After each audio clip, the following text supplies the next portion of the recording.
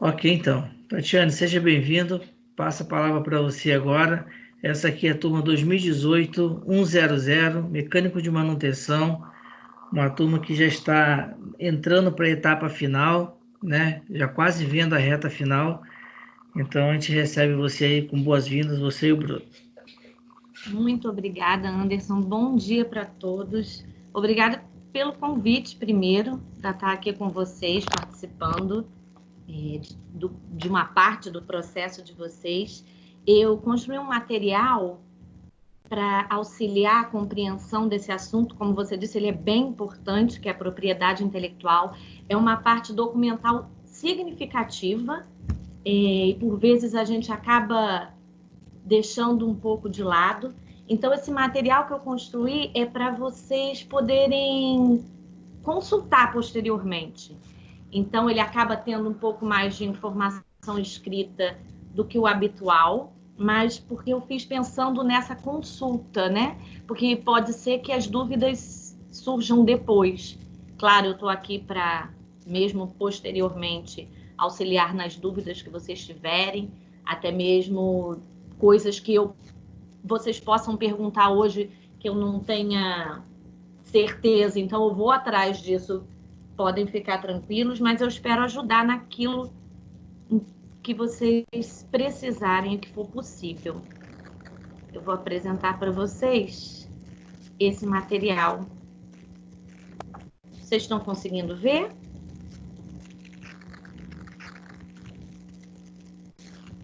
Sim. Ai, que... Sim.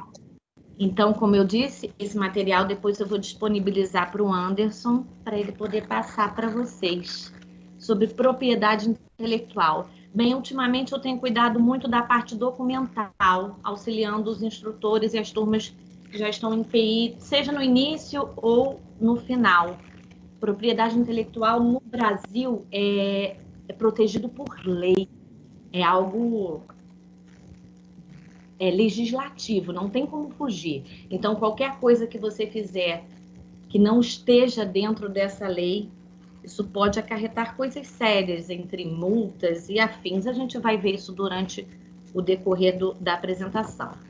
Então, o que é a propriedade intelectual e qual é a sua abrangência aqui no Brasil, já que é protegido por lei? Essa é a definição que a gente tem na lei sobre propriedade intelectual. Não é algo que foi inventado ou criado ou que eu busquei em fontes que não sejam confiáveis. Então, eu estou passando para vocês aqui o que o Brasil diz que é a propriedade intelectual. Então, é a área do direito que, através de leis, garante aos inventores ou responsáveis por qualquer produção do intelecto, ou seja, podem ser os produtos que são produzidos no Senai, pelos alunos, pelos instrutores, por qualquer pessoa da indústria. Pode ser uma criação literária, ou seja, todos os livros, tudo que for produzido na escrita do Brasil é protegido por lei. Científico, artístico, é o direito dessas pessoas, desses criadores, de obterem, por um determinado período de tempo, a gente vai falar sobre isso, uma recompensa pela sua criação. O conceito de propriedade intelectual abrange os direitos referentes a produtos e ou processos do conhecimento, sejam eles tangíveis ou intangíveis. O que é tangível ou intangível? Eu não mudei porque eu quis colocar para vocês exatamente como está na lei. Tangível, o que é palpável, o que a gente pode pegar, tocar. Intangível, não. Ideias, intelectos, tudo isso também é protegido pela lei da propriedade intelectual. Pois bem, ela se divide, ela tem dois braços, que é como costumam chamar, que possuem legislações, o direito autoral e a propriedade industrial. O direito autoral é protegido pela Lei 9.610 e a propriedade industrial pela 9.279. A gente vai falar das duas aqui, mas eu dei uma ênfase maior, um peso maior na propriedade industrial, que é o que hoje nos interessa mais.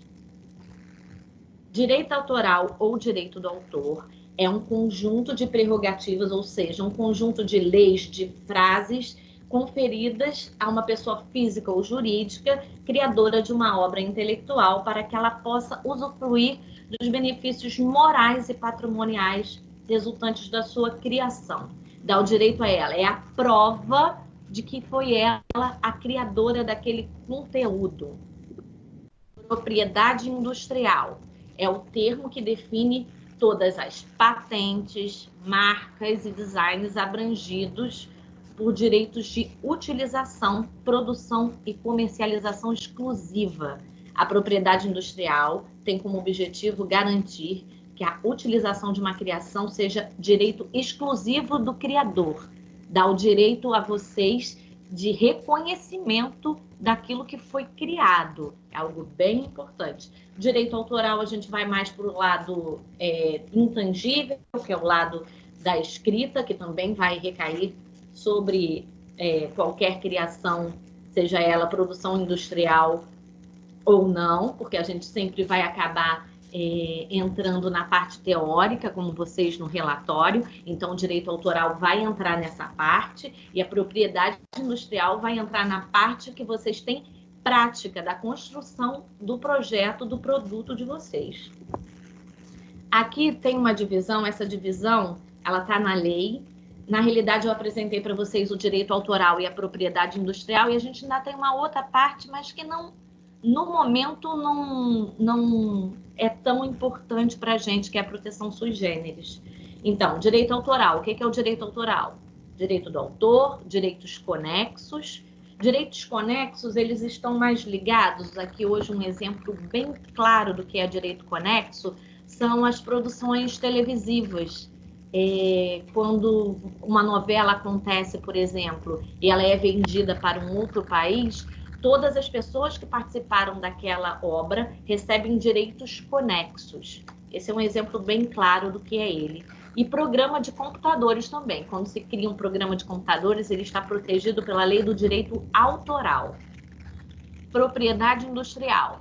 O que a lei da propriedade industrial garante?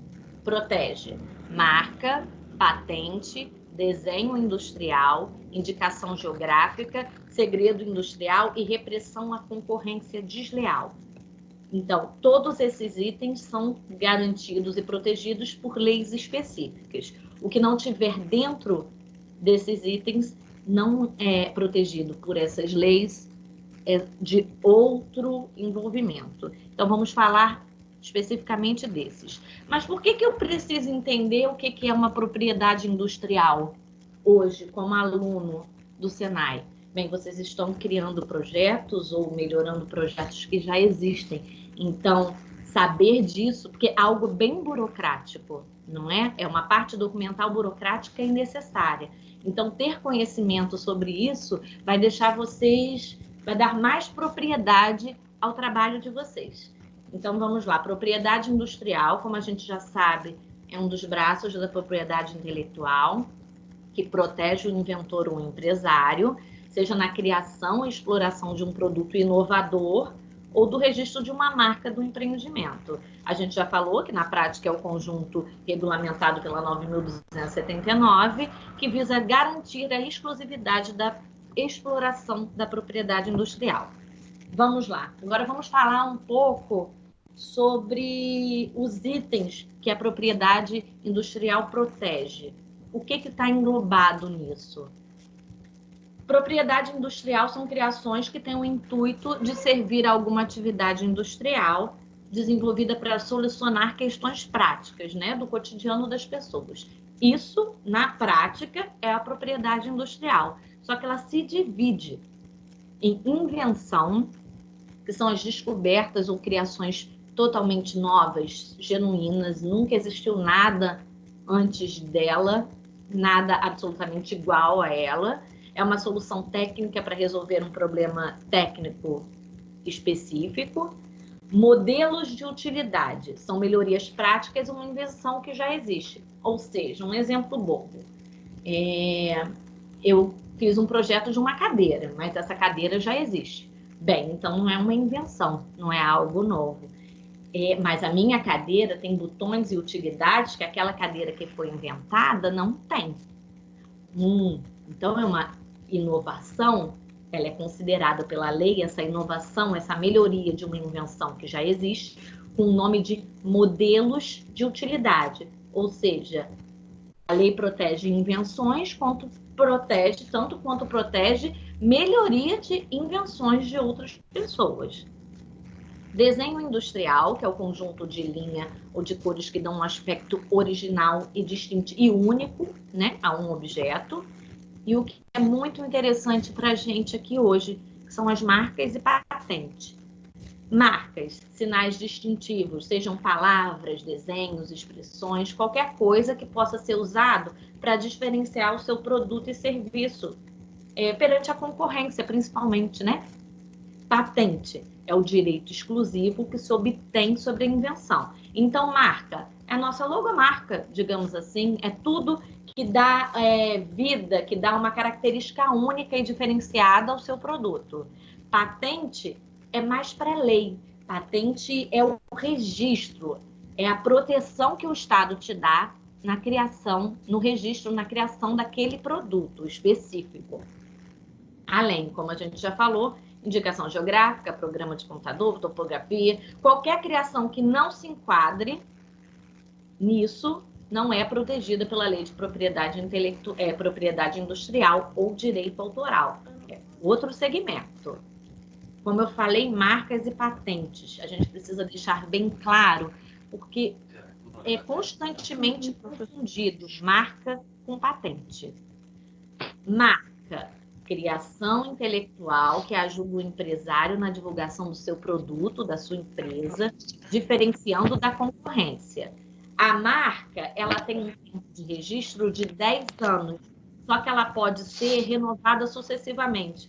Ou seja, você foi lá, criou a sua marca, registrou a sua marca, reconheceu, vai ser dado a você um direito de 10 anos de utilizar aquela marca.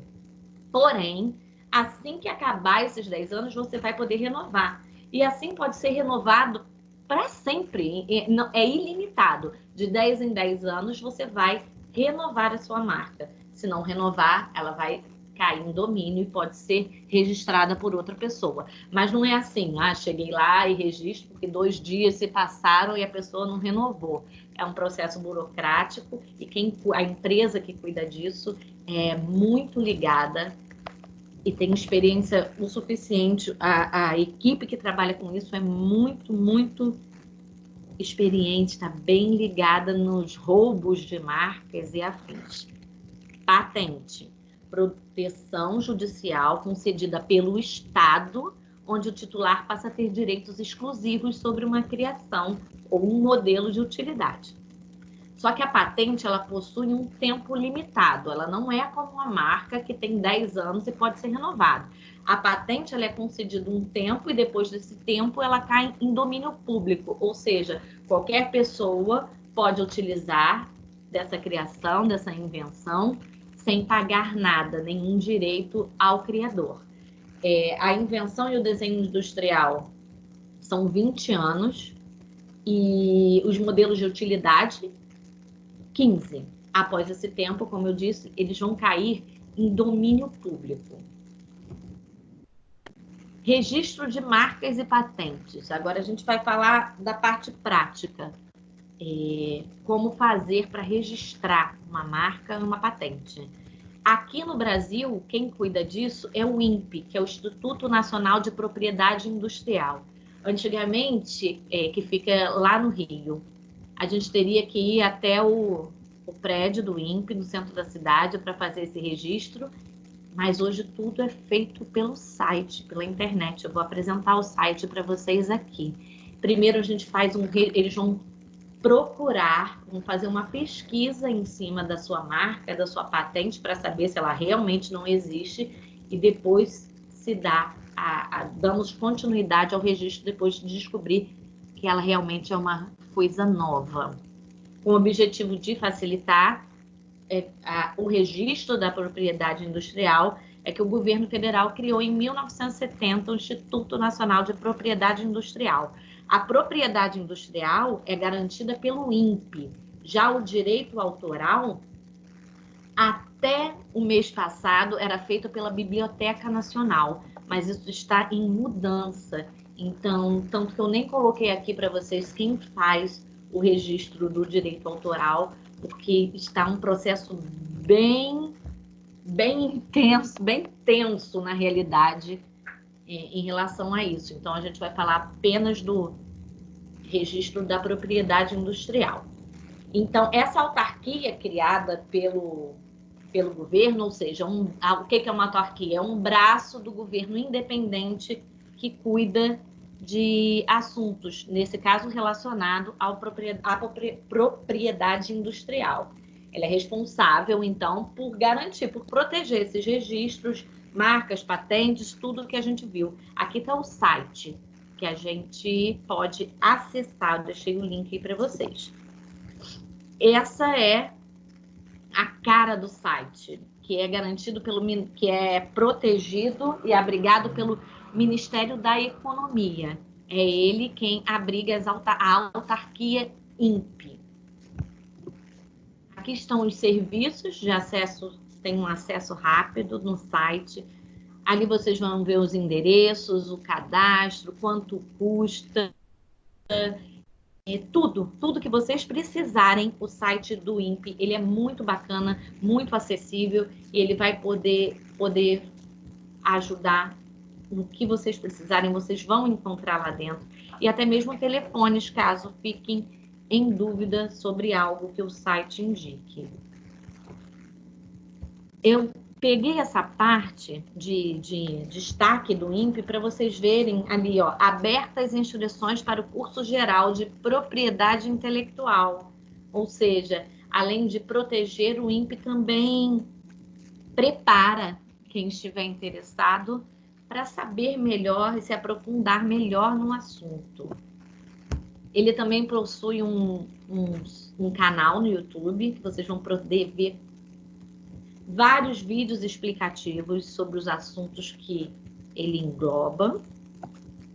E agora a gente vai entrar numa outra parte, que também tem a ver com o projeto, apesar de vocês estarem mais voltados para a propriedade industrial por conta do projeto integrador, a gente vai ver que o direito autoral, vocês não vão precisar, óbvio, registrar o que vocês vão escrever no relatório de vocês, mas eu vou mostrar como o direito autoral também está envolvido nisso, e principalmente o plágio. O direito autoral, protegido pela 9.610, protege qualquer tipo de informação produzida no país, seja ela virtual ou não. Ou seja, mesmo estando na internet ou estando impresso, a Lei 9.610 protege e diz que qualquer tipo de produção intelectual, seja ela registrada ou não, publicada ou não, está protegida. Mas o que isso quer dizer para a gente, para um usuário, nós, aqui da internet, para nós que estamos fazendo o nosso projeto integrador? Que cuidados a gente precisa ter? O principal cuidado que um direito autoral protege, que nós devemos ter, é com o plágio. O que é o plágio? É a apresentação feita por alguém como se fosse própria, sua própria autoria do projeto ou obra produzido por outra pessoa. É você literalmente roubar a ideia de outra pessoa para si. Dizer que algo que você fez, algo que alguém fez, foi feito por você. Isso é plágio. Assumir a obra de outra pessoa como sua é cópia fraudulenta e configura crime no Código Penal. Ou seja, temos que ter cuidado. Como acontece o plágio num projeto integrador, e não estou falando da produção industrial, onde podemos correr o risco de copiar o trabalho de alguém, dizendo que esse trabalho é uma criação nossa, nova, genuína. Agora eu estou falando da parte escrita, pois estamos em direito autoral. Quando vocês forem fazer a apresentação de vocês ou o relatório de vocês, vocês copiarem um texto de outra pessoa para colocar no relatório e não citar essa pessoa como autora daquele texto, como se o texto fosse de vocês. Eu, desde o momento que comecei a apresentar para vocês aqui, estou dando as fontes, estou dizendo para vocês quem falou. Olha, isso está na lei, isso foi escrito Aqui, ó, de acordo com as autoras François Silva Ramos e Maria Alzira. Então, eu estou dizendo para vocês, quem falou sobre isso? Em nenhum momento eu disse que eram palavras minhas. A partir do momento que eu digo que isso tudo que está aqui foi invenção ou veio da minha cabeça, eu estou roubando a ideia de outra pessoa, ou seja, o direito autoral. Eu estou plagiando o texto de outra pessoa. Isso é crime. Falar de outra pessoa, falar sobre o que outra pessoa falou, problema algum. Dificilmente algo que a gente está vivendo ou criando agora já não foi falado por outra pessoa antes, ou já não te deu a base para que você continue. Isso em todos os ramos do conhecimento, seja medicina, seja engenharia, tudo. Dificilmente algo que estamos falando hoje, esse assunto já não foi tocado antes. Então, o que a gente vai fazer? Levantar as bases e indicar quem falou sobre isso antes. Indicar que aquele texto que a gente está inserindo ali não é criação nossa, é de outra pessoa. Assim a gente foge do plágio, quando a gente não dá assim, um simples Ctrl+C, Ctrl+V comumente usado hoje em dia. Aqui eu faço só um espelho da lei para vocês perceberem quem está protegido por ela, por esses direitos autorais, publicação, transmissão, reprodução, tudo, até o que é falado num rádio hoje é protegido pelo direito autoral, ou seja, não está escrito, está apenas falado, mas é protegido. No Brasil, quem cuida da proteção dos direitos autorais de rádio e de músicas é ECAD. Muito bacana, faz um trabalho muito legal. O que não constitui ofensa aos direitos autorais? Foi o que eu já falei, citar livros, jornais, dizer quem é o autor daquilo que você está dizendo, do projeto que você está apresentando, da crítica, justificar aquele texto no seu trabalho, isso você já foge do plágio, já foge dessa ofensa aos direitos autorais. E como a biblioteca pode ajudar? Pode ajudar vocês, se vocês tiverem alguma dúvida, no site do INPE, no site da Biblioteca Nacional, que ainda tem informações sobre direito autoral, enquanto não é decidido para onde ir. Eu posso ajudar vocês, a biblioteca como um todo pode ajudar vocês nessas dúvidas de registro, ou qualquer que você tenha referente a esse processo ou aos demais. Solucionar dúvidas quanto ao plágio, se o texto de vocês está fugindo do plágio, se vocês estão fazendo corretamente ou não, se é uma cópia. Hoje em dia, qualquer texto que vocês coloquem num relatório ou num trabalho acadêmico, ele facilmente é detectado como cópia ou não. Existem ferramentas na internet que vão ajudar quem está lendo a saber se o que você escreveu é seu ou não. E muito rápido, em questão de segundos, a gente sabe se um texto ele é copiado, se é plagiado ou não. E a biblioteca também pode dar suporte à busca de qualquer informação que vocês precisem. E aqui está o meu contato. E claro, vocês podem procurar o Anderson, para o Anderson vir atrás de mim com qualquer dúvida posterior que vocês tiverem em relação não somente à propriedade intelectual, mas também a relatórios e a escrita, enfim. Uma apresentação rápida. Aqui estão as referências. Neste ponto, eu provo para vocês que tudo que foi apresentado anteriormente foi pesquisado e foi garantido, e assim eu me poupo, digamos assim, de cair em cópia. Eu estou provando para quem está lendo onde eu busquei as informações a respeito de propriedade intelectual, industrial e o direito autoral. Isso é muito importante. As referências e as citações, elas totalmente validam o trabalho de vocês. É muito importante. para você ter noção da importância das referências e das citações, numa faculdade, quando você vai apresentar o seu trabalho final de conclusão de curso, seu TCC, sua monografia, que você entrega o seu projeto para sua banca, os professores que vão te avaliar, eles, antes de qualquer coisa, eles vão até a última página para olhar que referências você usou para construir o seu trabalho. Essa é a importância dessa lista que está aí. E ela hoje também pode ser feita por sites que ajudam vocês na construção, já que ela tem uma norma, que é a 6023, que estabelece a criação de referências.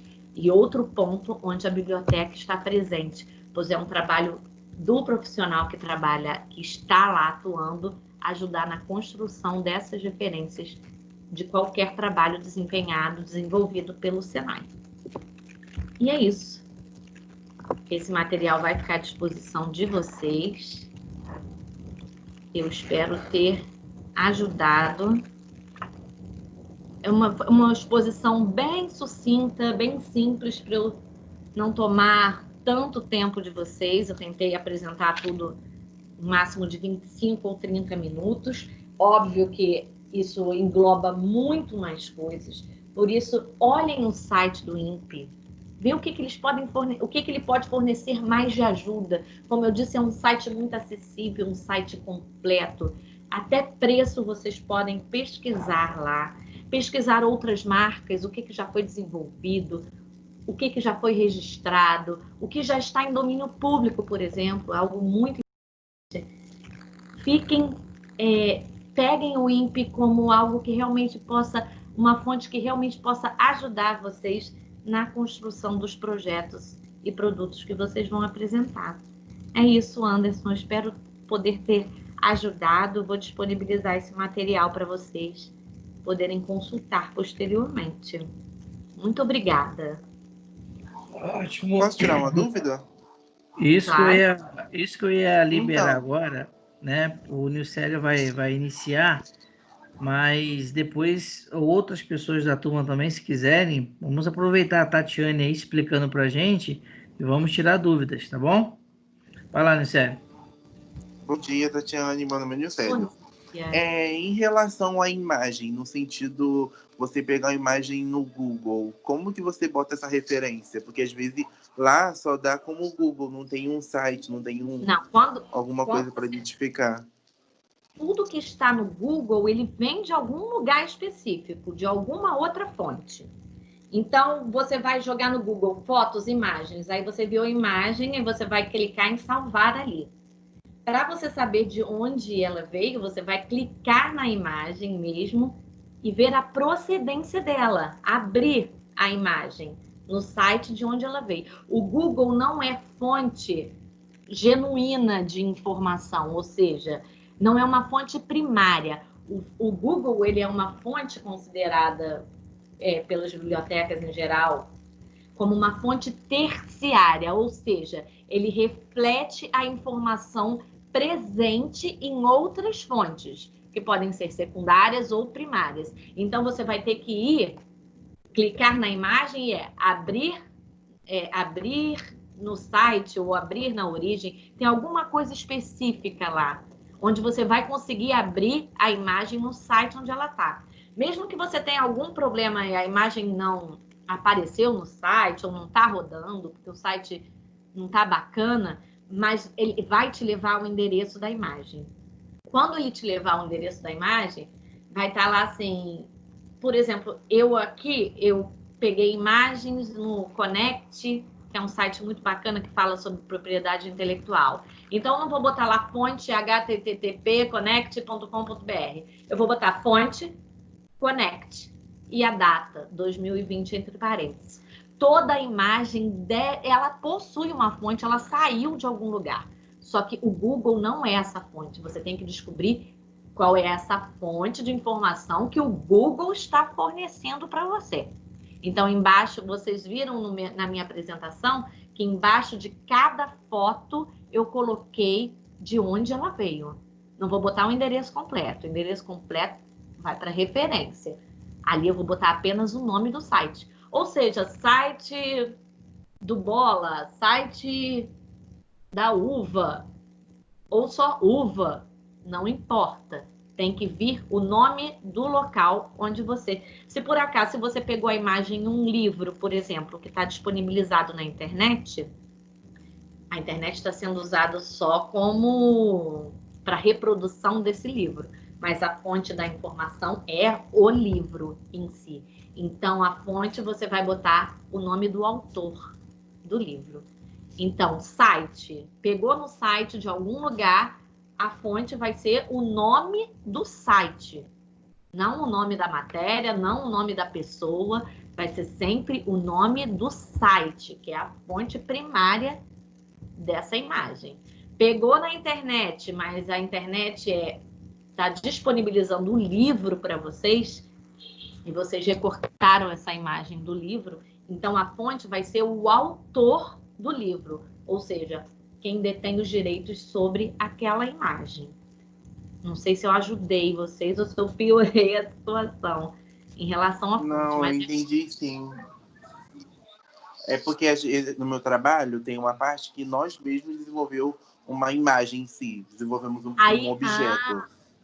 Se você é o autor daquela imagem, embaixo você vai escrever fonte, o autor. Ou se é mais de um, fonte, os autores. Ah, entendi. Quando a imagem é sua, o trabalho também é seu, certo? Você está colocando uma imagem em um trabalho que você está criando. Então, você é o autor. Quando você cria um relatório, constrói um relatório, você é o autor, você e o seu grupo, daquele documento. Então, quando você coloca uma imagem nesse documento que é de sua autoria, e a imagem também é sua, a fonte é você próprio. Então, você vai escrever fonte, o autor, os autores. Certo? Certinho, Mas muito obrigado. Sempre tem que ter embaixo de cada imagem de onde ela saiu. Ela não pode sair do nada. Isso não está... essa fonte, dizer de onde veio, está dentro das normas da BNT. Isso é algo regulado aqui no Brasil, regulamentado. Isso, espero ter ajudado nessa questão. Sim, sim. Muito bem. O Luciano tirou uma dúvida importante, porque vocês podem utilizar imagens, e aí fica interessante também a questão da produção da própria imagem de vocês. Quando vocês produzirem, já ficam cientes como que pode colocar ou registrar isso dentro de um projeto, tá ok? Quem é o próximo a fazer uma pergunta aí? Quem tem dúvidas? Quer perguntar alguma coisa?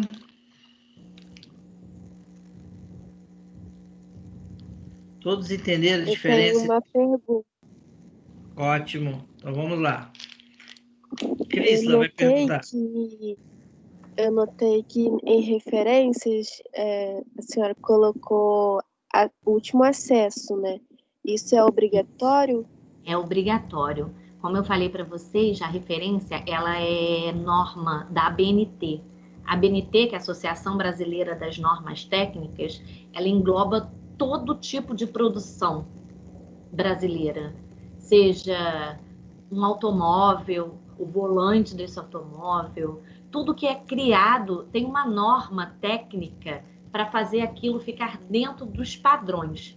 E além dessa norma técnica para essas construções, a nossa escrita aqui no Brasil, em outras partes do mundo também, ela também tem normas que garantem que essas escritas estejam dentro de um padrão.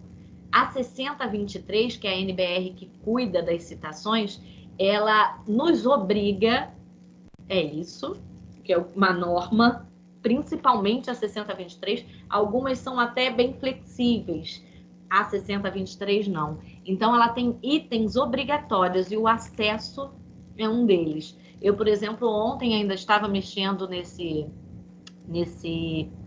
nessa apresentação, eu fui novamente consultar a lei da propriedade industrial, então eu acessei o site, ali vai estar o meu último acesso. E ela é toda regulamentada, mas tem sites. A Universidade de São Carlos, por exemplo, criou um site onde você consegue, que ajuda a pessoas que não entendem, porque tirando o bibliotecário, que é o profissional que cuida exclusivamente da criação de referências, então eu, Tatiane, como bibliotecária, eu estou apta a criar referências sem precisar montar essa referência num site, mas tirando o bibliotecário, fica um pouco confuso às vezes para quem não conhece e não tem essa relação direta. Então tem sites que vão ajudar, você só vai chegar, vão ter áreas onde você vai preencher como um formulário, e no final o site vai criar essa referência inteirinha para vocês em conformidade com a norma 6023. Então, o jeito que eu apresentei lá no final está totalmente de acordo com essa norma, que mudou recentemente. Algumas coisas saíram e outras entraram, mas o acesso é algo bem importante. Qual é a importância do acesso? É saber que, primeiro, qual é a importância da referência, por que as referências existem?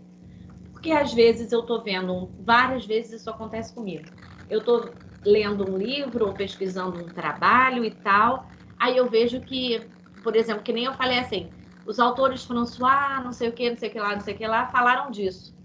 Eu citei. Mas às vezes você quer saber o que mais o autor falou. Então eu vou lá na referência do livro e vejo qual é o material que o autor utilizou para referenciar. Então esse é o principal objetivo da referência, é fornecer o caminho para quem quiser ir atrás do que você expôs. Se você quiser saber mais sobre a lei, óbvio, eu não coloquei a lei inteira, né? Até porque ela é muito grande. Mas lá atrás eu tenho a referência, eu tenho qual o caminho para você pegar essa lei inteira. O acesso é importante por quê? Para eu saber que esse site ainda é válido, que ele existe. Eu posso pegar um material muito antigo, aí o acesso está lá, 2 de abril de 1998. Então pode ser que eu clique no link, ou que eu digite o link e a página esteja fora do ar. Mas eu estou garantida ali, pô, foi em 1998, pode ser que a página não esteja no ar mesmo. Agora, se está ali 7 de julho de 2020 e a página não existe mais, tem algum problema com a sua referência. Então, a data, ela também valida o seu acesso e mostra para o seu leitor que a fonte que você utilizou é válida. Por isso é tão importante colocar a data. Espero ter ajudado. Obrigada. Excelente, excelente pergunta também. Mais alguma pergunta?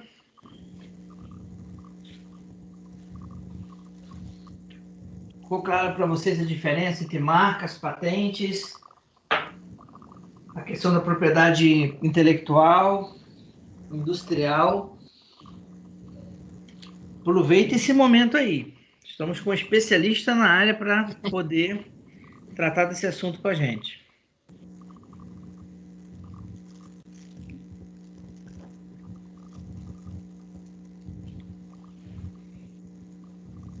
Ok, pessoal. Eu vou então liberar a Tatiane, agradecendo, tá, Tatiane, em nome da turma, por você Obrigada. ter disponibilizado esse tempo, esse material, esse recurso, tá bom? Muito obrigado aí pela sua presença com a gente aqui, que foi muito importante. A gente vai ter agora os desdobramentos, de fato, desse aprendizado, né? Uma vez que eles também estão desenvolvendo projetos, então é importante o entendimento sobre essa temática. Muito obrigada, Anderson. E qualquer dúvida posterior que vocês tiverem, que eu não tenha, né, que esse material não tenha englobado, é só entrar em contato comigo, que eu estou à disposição de vocês. Tá bom. Muito obrigado aí, um abraço. Bruno também um abraço. Obrigado, Anderson. Bom dia. Tchau, tchau, pessoal.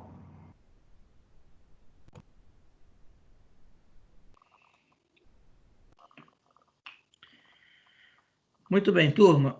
Essa foi a forma que eu encontrei de poder manter vocês sempre informados de um fator muito importante dentro do desenvolvimento de projetos, que é essa parte da autoria, ok?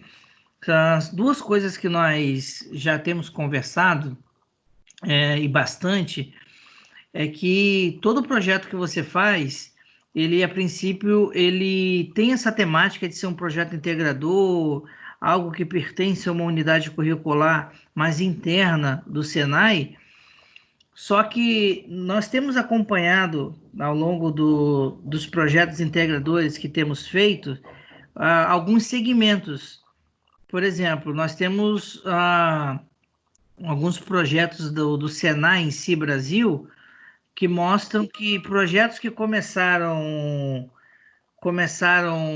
como projeto integrador, eles tiveram desdobramentos muito maiores e avançaram de uma forma assim, muito proporcional, ok?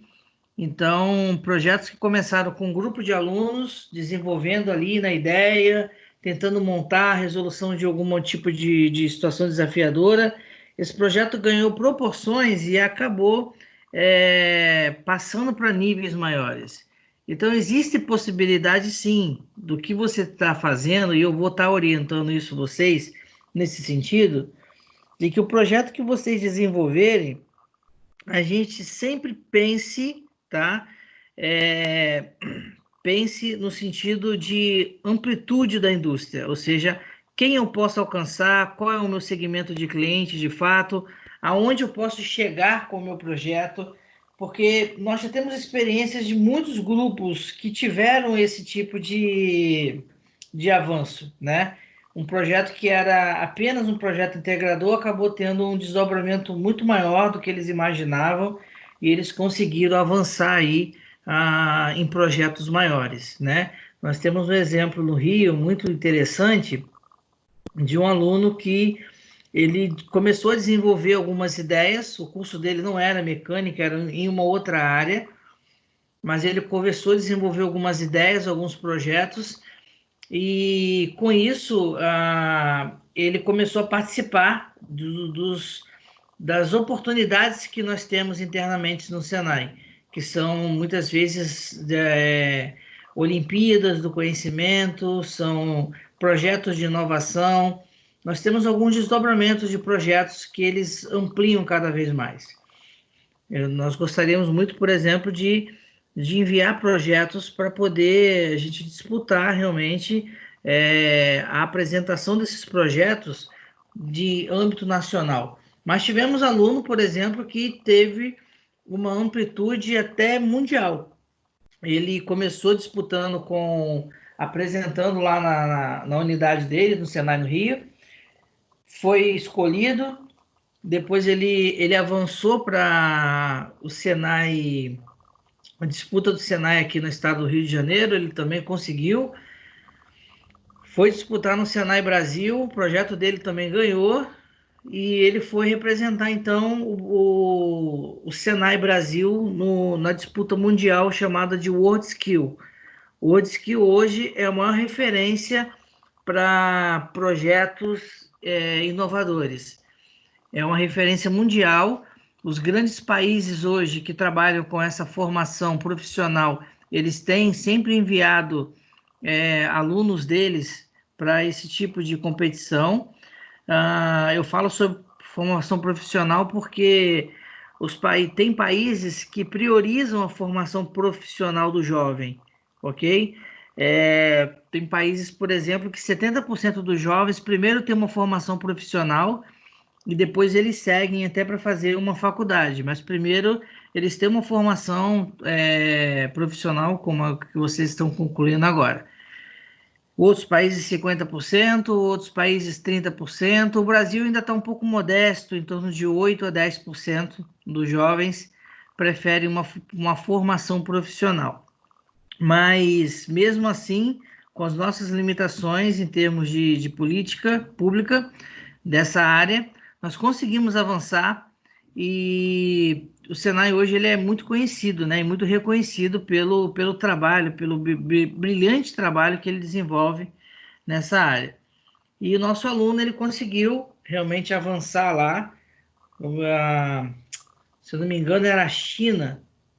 A China, ela, nesse segmento que ele apresentou o projeto dele, a China já estava ganhando há 7 anos consecutivos, uma coisa assim.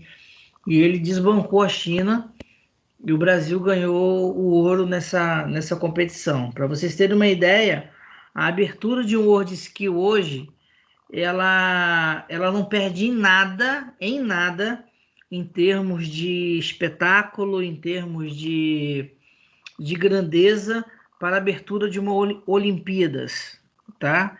Você que já acompanhou a abertura de uma Olimpíada sabe o quanto que ela tem a sua grandeza em termos de ideias e inovações. A abertura do World Skill também é feita da mesma forma no estádio e ela tem todo esse volume. E foi interessante porque esse aluno ele entrou para fazer um curso no Senai, um curso de jovem aprendiz.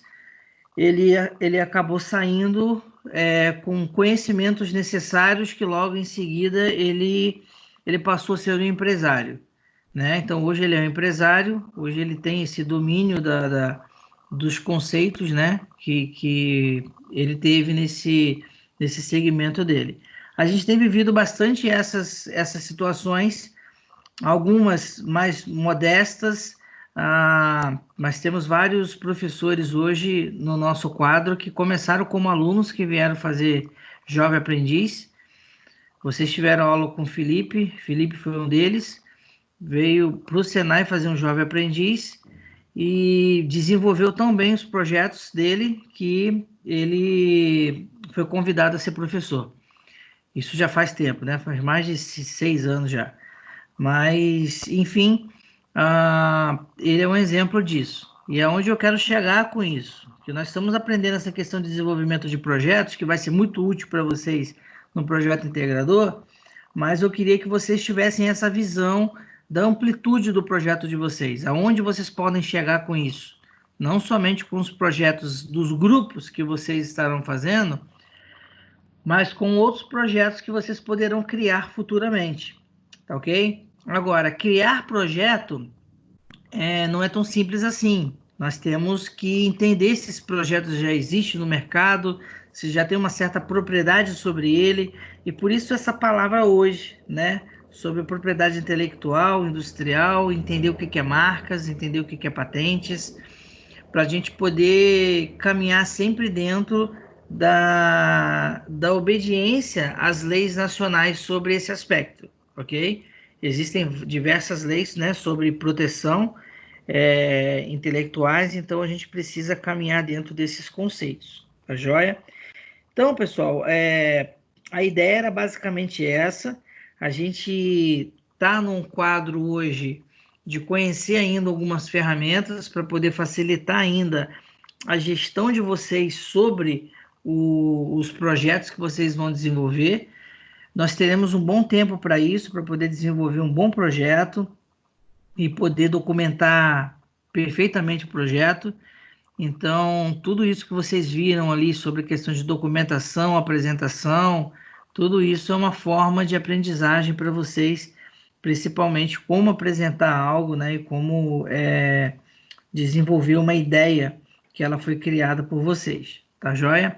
Então, nós vamos continuar, né, nossa dinâmica em cima da gestão de projetos.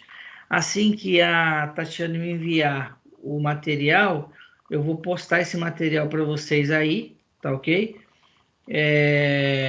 E aí vocês terão acesso, né? Terão acesso a esse material e se tiverem alguma dúvida, pergunta, a gente vai estar desenvolvendo junto aí diante disso. Tá joia? Alguma pergunta até lá? Posso avançar aqui na matéria?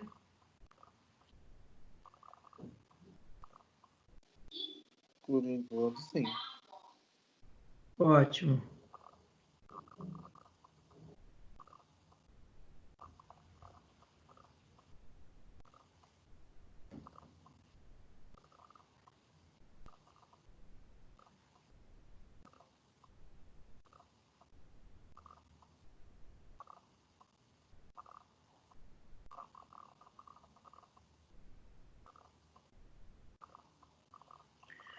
Muito bem. Ontem nós fizemos uma atividade que foi uma atividade em prol de vocês compreenderem como é que se funciona o PERT. Nós vimos aí a questão de você pegar um cronograma e entender que no cronograma você precisa ter as tarefas bem definidas e depois das tarefas bem definidas, você precisa deixar bem